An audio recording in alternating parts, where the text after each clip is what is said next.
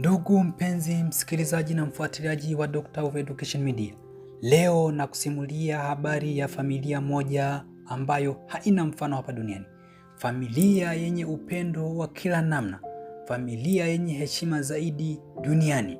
Familia ambayo kila familia inatakiwa ijifunze kutoka huko. Ukuu wa Mungu hauna kipimo, hauna mwisho na hakuna ajuaye unamfikia nani. Tangu enzi hadi enzi, ukuu wa Mungu hauna mfano. Familia hii ni familia ya Yosefu, Maria na Yesu. Mfano mzuri sana kwa hii, kwani Mungu ameweka sehemu ya ukuu wake pale kwa kuchagua familia ya kimaskini duniani inayoishi sehemu duni kuleta ushujaa wa dunia nzima kwa kutii na kukubali mapenzi ya Mungu. Fikiria ukuu wa Mungu hapa.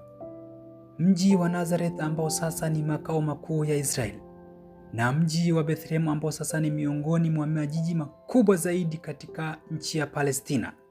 Yote haya yalikuwa vijiji viduni visivyotamanika. Leo hii ni maeneo maarufu zaidi duniani yanayovuta maelfu ya watu kutoka kona zote za dunia.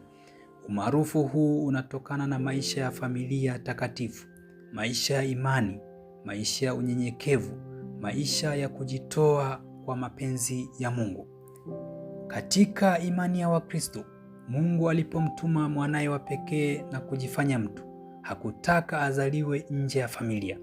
Huu ni uthibitisho kuwa familia ni mpango wa asili wa Mungu tangu mwanzo alipowaumba Adam na Eva na kuwaagiza, zaeni mkaongezeke mkaijaze dunia. Katika Biblia takatifu, Mathayo 1:2 pamoja na Luka 1:2 zinasimulia kwa kina maisha ya Maria, Yosefu na Yesu. Luka 1:38, Maria anasema, tazama mimi ni mjakazi wa Bwana, na iwe kwangu kama ulivyosema. Huu ni mfano wa utii usio na masharti. Mathayo 1:19-20, Yosefu mtu mwenye haki hakutaka waibisha Maria na alipata ufunuo kupitia ndoto. Katika Kurani tukufu, sura Maryam 19 inasimulia kwa heshima kubwa maisha ya Maryam, Maria na Yosefu Isa.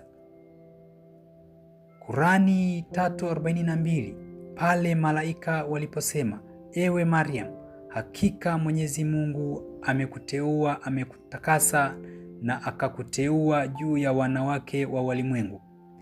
Kurani 19:20-21 inaeleza namna Maryam alivyoshangaza kubeba mimba bila kuguswa na mwanaume, lakini akahakikishiwa kuwa hilo ni amri ya Mwenyezi Mungu.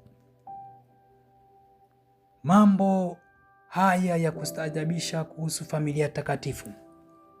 Mungu alichagua familia hii kupitia Maryam, msichana mdogo asiye na umaarufu lakini mwenye moyo safi, kuwa mama wa Mwokozi. Yosefu alikuwa mchumba wa Maryam, mtu wa kawaida, seremala, lakini akawa mlezi wa mwana wa Mungu.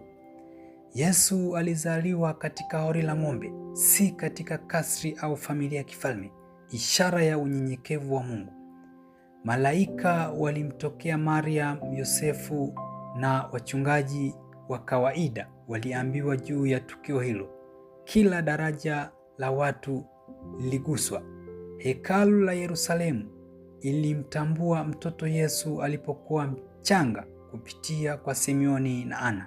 Jambo la kustaajabisha. Tunajifunza nini hapa? Hakuna kisichowezekana mbele za Mungu. Ukiona bado una pumzi, basi ujue Mungu bado ana kusudi na maisha yako. Kuna jambo kubwa anataka kulitimiza kupitia wewe, kama alivyofanya kwa mfano wa hii familia takatifu. Unyenyekevu na utii kwa mapenzi ya Mungu huleta heshima ya milele. Usidharau mwanzo mdogo au historia ndogo. Historia ndogo inabadilisha kwa mpango wa Mungu kuwa historia kubwa zaidi kuwahi kutokea duniani. Nukuu za kutia moyo kupitia simulizi hii. Kwa maana hakuna lisilowezekana mbele za Mungu. Iko kwenye kitabu cha Biblia Takatifu Luka 1:37. Mwenyezi Mungu anapenda wanaomtumainia. Iko kwenye Kurani tukufu 3:159. Hitimisho. Kama Mungu alitumia familia ya kawaida kuleta wokovu duniani, naye anaweza kukuinua wewe pia. Endelea kuishi katika mema, imani na utii. Kuna jambo kubwa Mungu anataka kulifanya kupitia wewe. Mungu akubariki. Karibu sana kwenye channel yetu pendwa ya Doctor of Education Media. Uendelee kujifunza elimu ya maisha. Mungu akubariki.